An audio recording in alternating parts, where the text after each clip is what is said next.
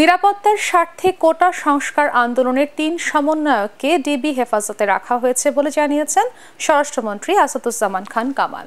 সহিংসতায় নারায়ণগঞ্জের সরকারি বেসরকারি ক্ষতিগ্রস্ত বিভিন্ন প্রতিষ্ঠান পরিদর্শন শেষে তিনি একথা বলেন। এ সময় বৈষম্য বিরোধী ছাত্র আন্দোলনের নেতারা নতুন যে ৮ দফা দাবি দিয়েছেন তার যৌক্তিক দাবিগুলো প্রধানমন্ত্রী পর্যায়ক্রমে মেনে নেবেন বলেও জানান তিনি। নারায়ণগঞ্জ প্রতিনিধি আব্দুস সালামের তথ্য ও ছবিতে রিপোর্ট করছেন মাজহারুল হক মুহাজির। নারায়ণগঞ্জে কোটা আন্দোলনের সময় জেলার পিবিআই অফিস, পাসপোর্ট অফিস সহ বিভিন্ন ক্ষতিগ্রস্ত স্থাপনা পরিদর্শন করেন স্বরাষ্ট্রমন্ত্রী আসাদুজ্জামান খান কামাল। পরে সমসাময়িক নানা বিষয়ে সাংবাদিকদের সাথে কথা বলেন তিনি। বলেন, একটি মহল সোশ্যাল মিডিয়ার মাধ্যমে গুজব ছড়িয়ে সাধারণ মানুষের মধ্যে বিভ্রান্তি ছড়াচ্ছে। এসবের বিরুদ্ধে গণমাধ্যম কর্মীদের সঠিক তথ্য প্রকাশ করার আহ্বান জানান তিনি। একটি মহল সোশ্যাল মিডিয়ার মাধ্যমে এমনই সব গুজব ছড়াচ্ছে, এমনই সব কথা বলছে যেগুলি শুনলে সাধারণ মানুষও ঠিক থাকতে পারে না, বিভ্রান্ত হচ্ছে। আপনারা সাংবাদিক, আপনাদের দায়িত্ব এটা।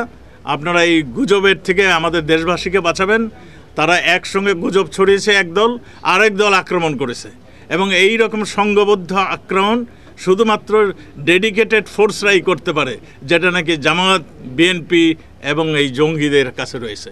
এ সময় কোটা আন্দোলনের সমন্বয়ক নাহিদ সহ ৩ জনকে ডিবি তুলে নিয়ে যাওয়ার প্রসঙ্গে স্বরাষ্ট্রমন্ত্রী বলেন, সমন্বয়ক ৩ জনকে নিরাপদ হেফাজতে রাখা হয়েছে। কারা তাদের আক্রমণ করতে চায় সে বিষয়ে জিজ্ঞাসাবাদ করে পরবর্তী ব্যবস্থা নেওয়া হবে। একজন, তার মধ্যে একজন তার বাবাকে ফোন করেছেন যে আমি আত্মগোপন করলাম, আমি ইসে থাকার জন্য, আপনারা আমায় কোথায় আছি জানাবেন না।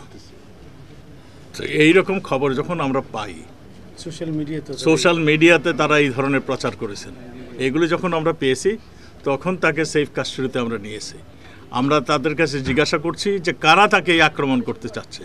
এগুলি জিজ্ঞাসাবাদ পরে আমরা সিদ্ধান্ত নেব তাকে কিভাবে কি করা যাবে। এই সময় সংসদ সদস্য শামীম ওসমান ও আইজিপি আব্দুল্লাহ আল মামুন, নারায়ণগঞ্জ জেলা প্রশাসক মোহাম্মদ মাহমুদুল হক সহ পুলিশের ঊর্ধ্বতন কর্মকর্তারা উপস্থিত ছিলেন। মাজহারুল হক মুহাজির, এটিএন বাংলা।